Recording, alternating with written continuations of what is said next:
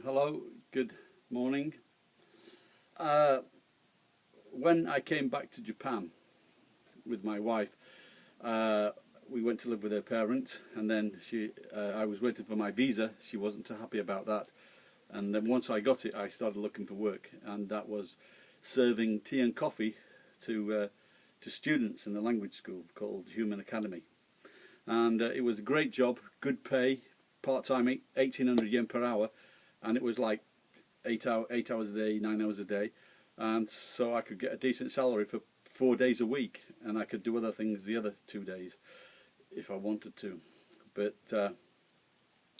we had a young child, and we just had a young child, and because I had this job, I could work there from 1 to 9 and look after the Enzo as well, and but I needed something better. So while I was at the job, I used to sell Cadbury's chocolate, make my own food and sell it to the staff and students in the building. And he told me he used to let me go out and teach private lessons in the day and still get paid. So thanks, Human Academy. And he told me, I love you. But I needed to get a better job and get into teaching again.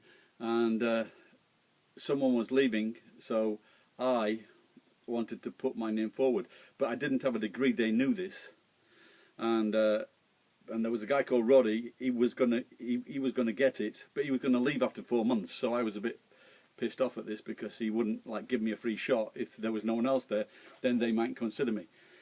So if you're watching, Roddy,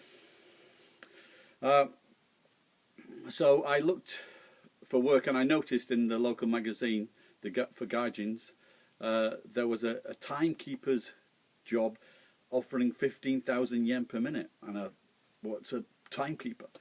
But the pay was great, so I called them, and I went to interview them. I went for an interview, and the guy told me straight away, it's not for a timekeeper, it's for fake priests. You do a wedding ceremony.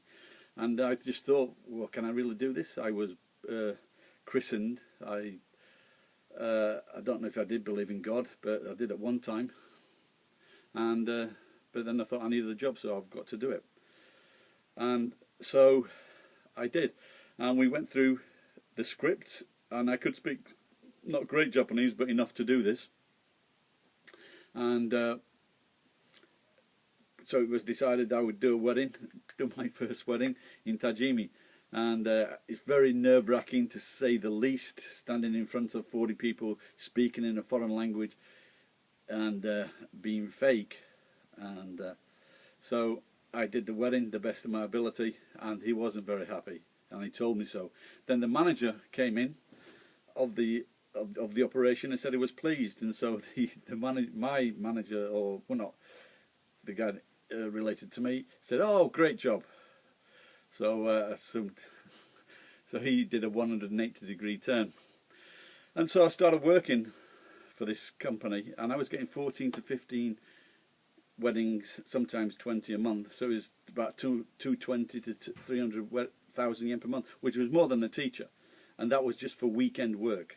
So it was a great job indeed, and it allowed me to look after Enzo on the weekdays, and my wife went to work full time, and like I said, I could look after Enzo, and he could learn English because he was with me all of the time.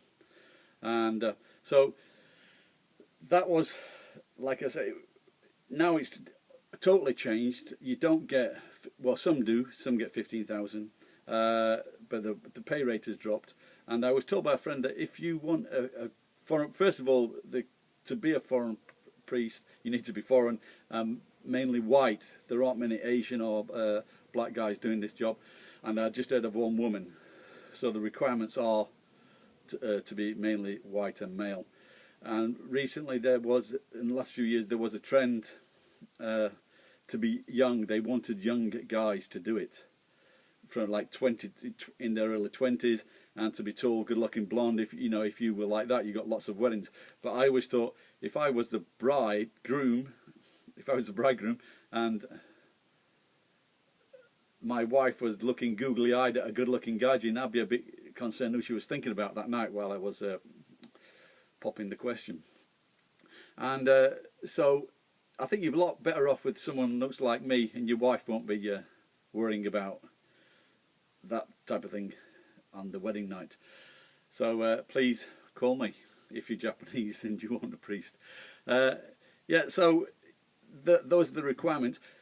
So I will be doing more videos on this and how to do the ceremony itself, which lasts about 20 minutes. So I will do segments of the ceremony in Japanese. It's mainly Japanese, most of the places you go to now. And so you can learn it if you are thinking of coming to Japan, or you are already in Japan. So, and you don't need to be native English speaker as well. So you can be a European as long as your English is good enough. Because there are some segments where you do speak in English, and so so don't worry about that. Anyway, so I will be making more videos. So hopefully you'll be watching them. And if you've got any questions, please ask. Bye bye.